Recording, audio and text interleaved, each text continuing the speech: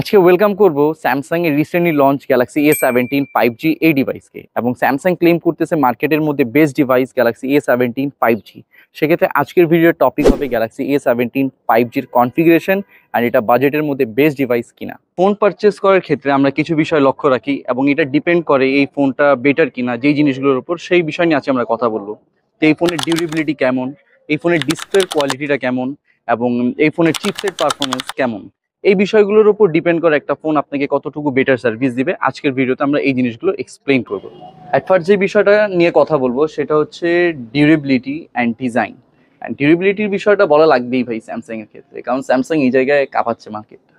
কারণ 6টা major Android update, 6 বছর পর্যন্ত সিকিউরিটি আপডেট তারা এন্ট্রি মিড সিগমেন্টে দিচ্ছে। Yes, exactly, galaxy A17 5G Android 16তে আসছে এবং নেক্সট 6টা অ্যান্ড্রয়েড আপডেট স্যামসাং আপনাকে এনশিওর করছে। শুধু এইটাই না, 6 বছর পর্যন্ত সিকিউরিটি আপডেট পাবেন।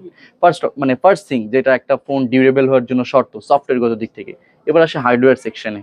হার্ডওয়্যারে কি দেওয়া আছে? এইটার মধ্যে আমাদের গ্লাস রেইনফোর্স ম্যাট ফিনিশ, মানে এটার মধ্যে স্যামসাং প্রোভাইড করছে এটার ক্ষেত্রে। সেক্ষেত্রে ফোনটা অনেক প্রিমিয়াম একটা আপনাকে শেপ দিচ্ছে, হ্যান্ডফিলটা ফাইন থাকবে। এরপরে আসে IP54 এর ওয়াটার অ্যান্ড ডাস্ট রেজিস্ট্যান্ট অপশনে দিচ্ছে। সেক্ষেত্রে ছিটা ফোটা পানি রেজিস্ট্যান্ট বলতে কি, এটা স্প্ল্যাশ প্রুফ বলা যাবে, বৃষ্টির পানি এগুলো থেকে এই ফোনটা টোটালি সেফ থাকবে।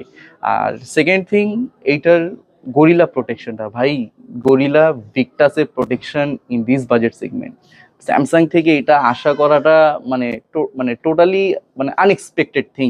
স্যামসাং এই প্রাইসের মধ্যে গরিলা ভিক্টাসের প্রোটেকশন দিচ্ছে। সেক্ষেত্রে ডিউরেবিলিটির ক্ষেত্রে 10 আউট অফ 10 বলা যায় গ্যালাক্সি A17কে। এবং এরপরে আসে এটা ডিজাইন সম্পর্কে। ডিজাইন তো অবশ্যই যার যার বিষয়, কিন্তু আমার কাছে পার্সোনালি এই বাজেট এন্ট্রি মিড বাজেট সেগমেন্টের মধ্যে বেস্ট ডিজাইন লেগেছে। তাদের নিউ ক্যামেরার মডিউল, ক্যামেরার আইল্যান্ড 2.0 যেটাকে স্যামসাং ক্লেম করে, সেটা এইটার মধ্যে দিচ্ছে। দ্যাটস মিন একটা ফ্ল্যাগশিপ কাট ডিজাইনের ফোন আপনি এন্ট্রি মিড সিগমেন্টের মধ্যে আপনি পেয়ে যাচ্ছেন। এবং সাইডে তো ডাইনামিক কি আইল্যান্ডের এই অপশনও তো থাকছেই। সেক্ষেত্রে আপনার প্রিমিয়ামনেসটা আরেকটু ভরপুর বাড়ায় দিচ্ছে। ওভারঅল যদি বলি, সব দিকে পারফেক্ট একটা ডিভাইস। হ্যান্ডফিল ভালো পাবেন, 7.5 মিলিমিটারের উপর ডিজাইন করা এই ফোনটা, অ্যান্ড 192 গ্রামের মধ্যে পাচ্ছেন। সেক্ষেত্রে যারা স্যামসাং ইউজার ছিলেন, স্যামসাং এর ফোন মোটা অনেক ভারী, এই জিনিস থেকেও স্যামসাং একটু চলে আসছে, কাম ব্যাক করছে। গ্যালাক্সি A17 5G 3টা ভ্যারিয়েন্টে পেয়ে যাবেন। 6GB RAM 128GB Rome, 8GB RAM 128GB Rome এবং 8GB র্যাম 256GB রোম। এই 3টা ভ্যারিয়েন্টই বাংলাদেশের মার্কেটে এখন অ্যাভেলেবল আছে। আর এটা 3টা সুন্দর কালার ভ্যারিয়েন্ট পেয়ে যাবেন। এটা হচ্ছে ব্ল্যাক কালার, পাশাপাশি সিলভার কালার, এবং আরেকটা আপনি পেয়ে যাবেন ব্লু কালার। এই 3টা কালারই এই ডিভাইসটা অ্যাভেলেবল আছে। এরপরে কথা বলবো এই ফোনের চিপসেট অ্যান্ড পারফরমেন্স নিয়ে। অ্যান্ড চিপসেট যদি ভালো হয়, অটোমেটিকলি ফোনের পারফরমেন্স রিচ করে। আর এই ফোনে স্যামসাং তাদের নিজস্ব চিপসেট এক্সিনোসের 1330 চিপসেট প্রোভাইড করছে, যেটা মাত্র 5 nanometer chipset plus point. And এটার পাশাপাশি আপনি পেয়ে যাচ্ছেন 2.4 গিগাহার্জ ক্লক স্পিড, অ্যান্ড তার সাথে থাকছে মালি G68 এর জিপিউটা। সেক্ষেত্রে ওভারঅল একটা কোয়াইট গুড চিপসেট। যারা মোটামুটি গেমিংয়ের জন্য ফোন চাচ্ছেন, would be better option Galaxy A17 5G।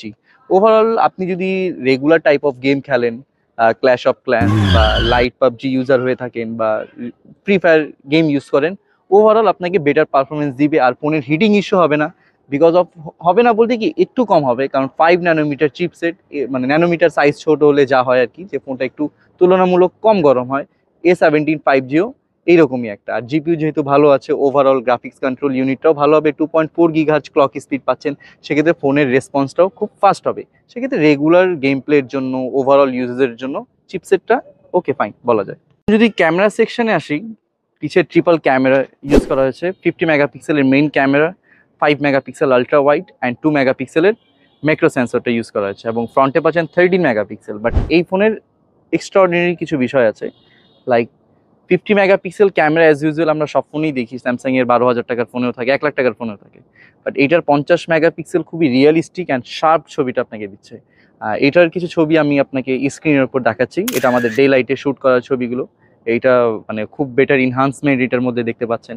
And স্যামসাংয়ের সব থেকে ভালো বিষয়, তারা এন্ট্রি মিড সেগমেন্টের মধ্যে তারা আলট্রা ওয়াইড ক্যামেরা প্রোভাইড করার ট্রাই করে, এবং এইটার মধ্যে আমরা সেটা পাচ্ছি। এবং এটাও ultra wide camera quite good.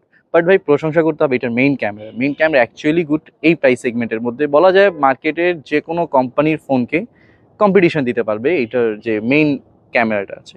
এবং ম্যাক্রো সেন্সর খুব কম ইউজ হয়, বাট স্যামসাং দেয় এবং এটা অরিজিনালি ট্রিপল ক্যামেরার সেন্সর পেয়ে যাচ্ছেন।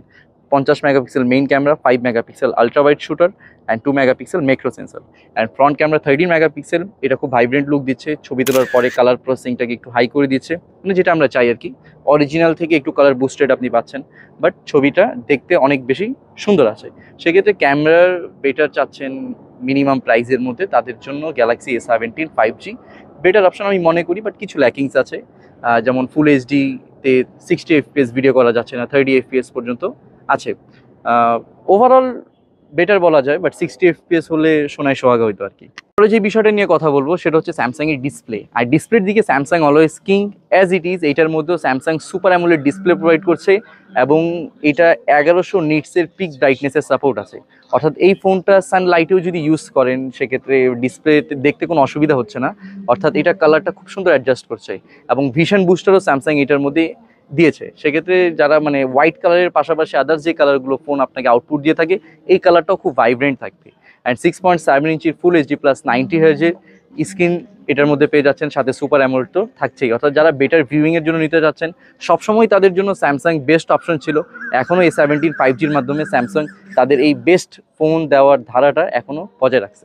আজকের গ্যালাক্সি A17 এর রিভিউ এই পর্যন্তই। এখন এই ডিভাইসটা আপনারা কোথা থেকে পারচেস করতে পারবেন? স্যামসাং এর যে কোনো অথরাইজড আউটলেট থেকে আপনার পছন্দের A17 5G এই ফোনটা পারচেস করে নিতে পারবেন। বাট স্পেশাল কিছু অফার থাকবে, লাইক আপনি যদি মোবাইল টাস্টু থেকে পারচেস করেন সেক্ষেত্রে ইনবক্সে যে অ্যাক্সেসরিজগুলো পাচ্ছেন এর বাইরেও এই আউটলেট থেকে টোটাল 8টা গিফট অফার আপনাকে দেওয়া হচ্ছে। সেক্ষেত্রে যারা গ্যালাক্সি A17 5G এই ফোনটা পারচেস করতে যাচ্ছেন তারা মোবাইল টাস্টু স্যামসাং এর অফিসিয়াল আউটলেটে চলে আসতে পারে। Thank you.